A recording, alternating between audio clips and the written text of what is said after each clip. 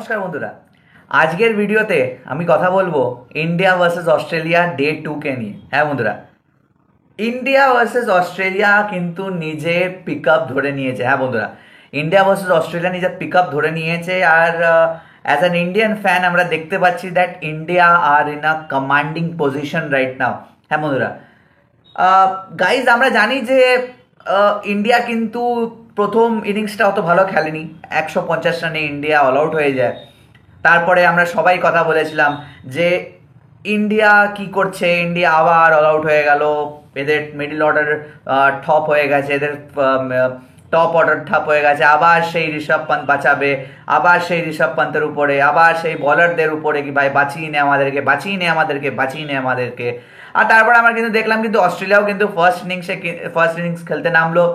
আর তারপরে আমরা কিন্তু দেখলাম total class bowling from our fast bowlers. হ্যাঁ বন্ধুরা, মানে গাইজ আমি যদি কথাটা বলি, মানে আমার বলতেও আমার গুজবাম্পস হচ্ছে গায়ের মধ্যে। মানে level of bowling what India did, মানে অ্যাকচুয়ালি ফ্রম ইয়েস্টারডে ইটসেলফ, মানে Bumrah, Siraj, Harshit Rana, I mean awesome awesome guys. মানে এত দারুণ বোলিং করেছে, মানে 5 উইকেট বুমরা নিয়েছে, 3 উইকেট নতুন ডেবিউটেন্ট বলার হর্ষিত রানা নিয়েছে। আর সবাই কিন্তু হর্ষিত রানার inclusion in this test team এই এই ম্যাচটার জন্য কিন্তু অনেকজন কিন্তু খুব কথা উঠাচ্ছিল যে একে কেন নেওয়া হয়েছে, হয়তো রাইট জোনকে রাইটভাবে উনি ইমপ্রেস করেছেন বলে নিয়ে নিয়েছে, বা কোনো ইম্পর্টেন্ট লোককে উনি ইমপ্রেস করেছেন তাই নেওয়া হয়েছে। ওনার জায়গায় কিন্তু এনি ডে অন্য প্লেয়ারকে নিয়ে নেওয়া যেতে পারতো, কিন্তু Harshit Rana showed and Harshit Rana have মানে put up a brilliant show in this first test match that he took 3 important wickets. হ্যাঁ বন্ধুরা, আর তারপরে কিন্তু 2 উইকেট সিরাজও নিয়েছে, তো সিরাজেরও কন্ট্রিবিউশন ভোলাটা যাবে না, বিকজ বুমরা আর হর্ষিত রানার উইকেট নিয়েছে, তার সাথেও কিন্তু সিরাজও 2খানা উইকেট নিয়েছে। অস্ট্রেলিয়া কিন্তু অল আউট হয়ে যায় 109 রানে, 104 রানে কিন্তু অল আউট হয়ে যায় বন্ধুরা।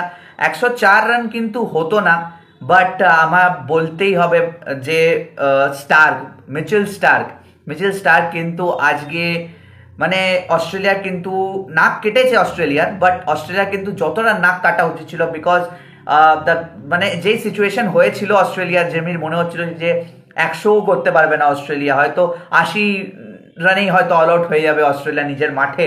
কিন্তু উনি কিন্তু বললেন না ভাই, আমি খেলবো, আমি আছি, আমি খেলবো। উনি কিন্তু খেলে নিয়ে কিন্তু 100-র উপরে বল খেললেন, 112টা বল খেললেন, 112টা বল খেলে কিন্তু 28 রান করলেন। উনি কিন্তু অস্ট্রেলিয়ার জন্য সব থেকে বেশি রান করেছেন বন্ধুরা। আর কথা হচ্ছে যে গাইজ এবার ইন্ডিয়া কিন্তু 46 রানের লিড পায়, আর এই 46 রানের লিডের মধ্যে কিন্তু নানান জায়গার থেকে নানান রকমের স্পেকুলেশন আসছিল বন্ধুরা। আর মিথ্যা কথা বলবো না বন্ধুরা, আমিও গাইজ ভাবছিলাম যে বেশি রান করতে হবে না ইন্ডিয়াকে। The level of bowling which India showed, এই পিচের মধ্যে যা হারকত আছে সেটার জন্য বেশি রান না করলেও চলবে ইন্ডিয়াকে, because we all were thinking in a same way that কি Australia will come hard on second innings and they will try to bowl out India as soon as possible.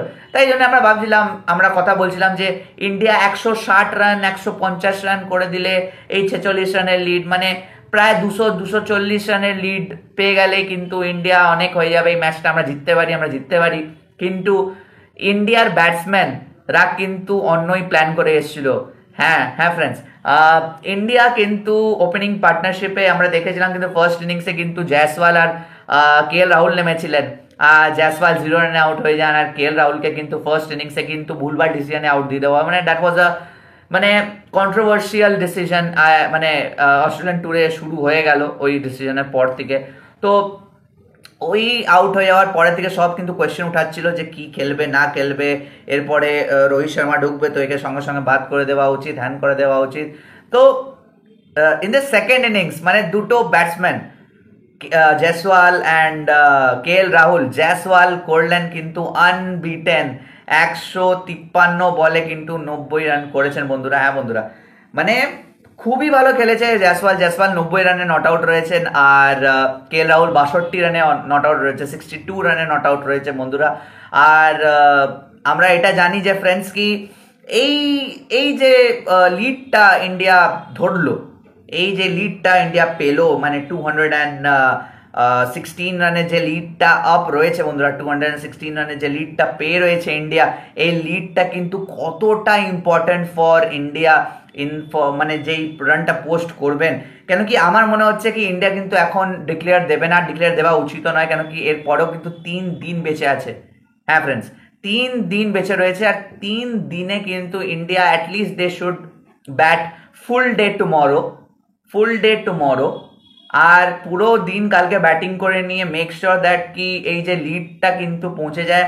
যদি ব্যাটিং করতে পারে India then, কারণ কি নতুন দিন নতুন fresh থাকবে বলার্সরা, নতুন ট্যাকটিক্স থাকবে প্লেয়ার্সদের। তো এর আমি একটু ইয়ে করে বলছি যে যদি কালকে ভর ইন্ডিয়া খেলে না, আর কালকে ভর খেলে যদি ইন্ডিয়া 400 সাড়ে 400 রানের উপরে পৌঁছে যায়, then I can say that কি মানে তখন এরপরে যখন অস্ট্রেলিয়া ব্যাটিং করতে নামলে আমি কিন্তু I will be backing Australia Indian bowlers as well, because আমি আজকে কিন্তু যখন অস্ট্রেলিয়ান বলার্সরা বলিং করছিল দেবের মানে ওদের শোল্ডার একটু ডাউন লাগছিল।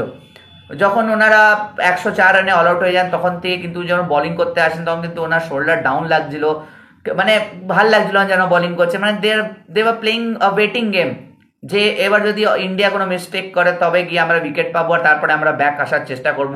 তো এটা কিন্তু ইন্ডিয়া করবে না বন্ধুরা, ইন্ডিয়ার বলার্সরা কিন্তু বেশি ভালো হচ্ছে অস্ট্রেলিয়ান বলার্স থেকে আমরা দেখলাম, আর বুমরা। সো দেখা যাক বন্ধুরা কি হয়। কালকে কিন্তু থার্ড ডে বন্ধুরা, কালকেও কিন্তু সকাল 7:30 থেকে কিন্তু শুরু হয়ে যাবে ডে 3।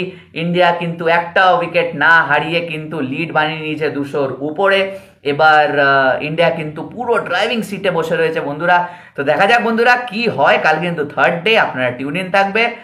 আজকের ভিডিওটা এই পর্যন্তই, দেখা হচ্ছে আবার অন্য কোনো ভিডিওতে, ততক্ষণের জন্য ভালো থাকবেন, সুস্থ থাকবেন, নমস্কার।